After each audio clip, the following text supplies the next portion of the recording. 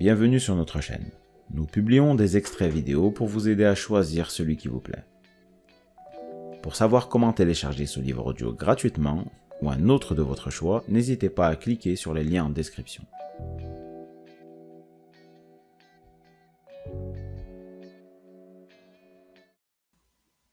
Les deux autres survivants parvinrent à atteindre la crête avant le feu. Mais c'est à son agilité mentale que Dodge dut la vie.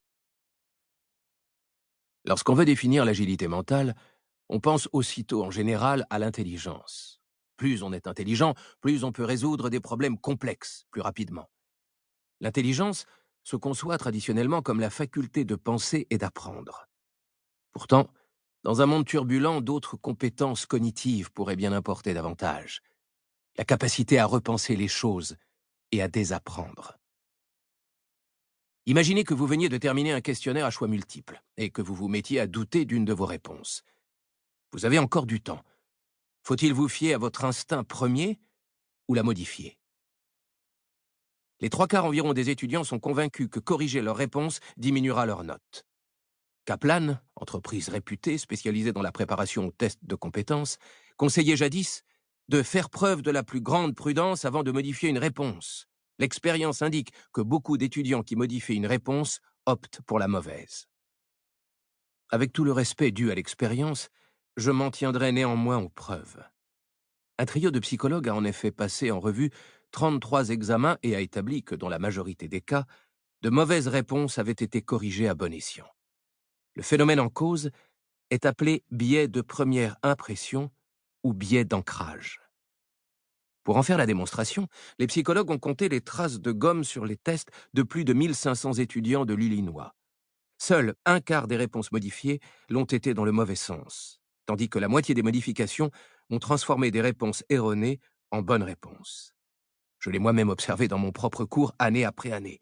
Les traces de gomme sont étonnamment rares sur les copies d'examen finales de mes étudiants. Mais ceux qui reviennent sur leur première réponse plutôt que de s'y accrocher améliorent leurs notes.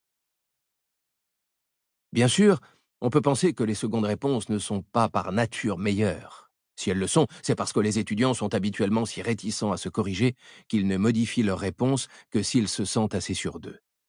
Toutefois, de récentes études avancent une autre explication. Ce n'est pas tant le fait de modifier votre réponse qui améliore votre note que le fait de vous demander si vous devriez la modifier. Nous n'hésitons pas seulement à reconsidérer nos réponses. Nous hésitons à repenser les choses, tout simplement. Considérez cette expérience impliquant des centaines d'étudiants en premier cycle d'études supérieures, dont une partie, sélectionnée aléatoirement, a reçu un cours sur le biais de première impression. L'enseignant leur a expliqué l'intérêt qu'il pouvait y avoir à changer d'avis et leur a indiqué dans quelles circonstances cela s'avérait sensé. Lors des 2 tests suivants, ils ne se sont pas montrés plus enclins à réviser leur copie. Une partie du problème tient à la paresse cognitive. Certains psychologues soulignent que nous sommes affligés d'indolence mentale. Nous préférons souvent nous en tenir confortablement à des conceptions familières plutôt que de se colter avec de nouvelles idées. Des forces plus profondes sont également à l'œuvre. Se remettre en question rend le monde plus imprévisible. Cela exige d'admettre que les faits peuvent avoir évolué, que ce qui était vrai hier ne l'est peut-être plus aujourd'hui. Reconsidérer quelque chose en quoi nous croyons fortement peut représenter une menace pour notre identité, nous donner le sentiment que nous risquons de perdre une partie de nous-mêmes. Réviser nos jugements ne nous coûte pourtant pas toujours autant. Nous actualisons avec enthousiasme nos biens, nous renouvelons notre garde-robe dès qu'elle passe de mode et rénovons notre cuisine dès que son style n'est plus en vogue. En revanche, pour ce qui concerne nos connaissances et nos opinions, nous avons tendance à ne pas vouloir en démordre. Les psychologues parlent de saisie et de gel des avoirs. Nous préférons le confort des convictions à l'inconfort du doute, et nous laissons nos croyances se dessécher bien avant nos ossements. Nous nous moquons de ceux qui utilisent encore Windows 95, tout en nous accrochant à des opinions que nous avons forgées en 1995. Nous recherchons les points de vue qui nous réconfortent, plutôt que les idées qui nous obligent à réfléchir vraiment.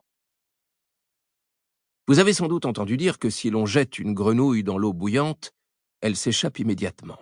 Mais si on la plonge dans l'eau tiède et si on augmente progressivement la température, la grenouille meurt.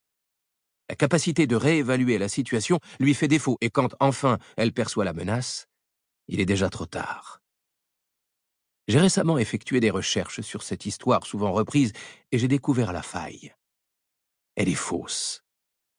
Plongée dans l'eau bouillante, la grenouille subit de graves brûlures. Elle peut alors, ou non, s'échapper de la casserole.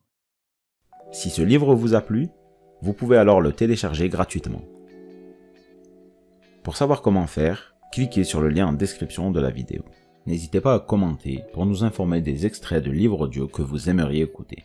Pensez à liker et à vous abonner pour ne rater aucune vidéo.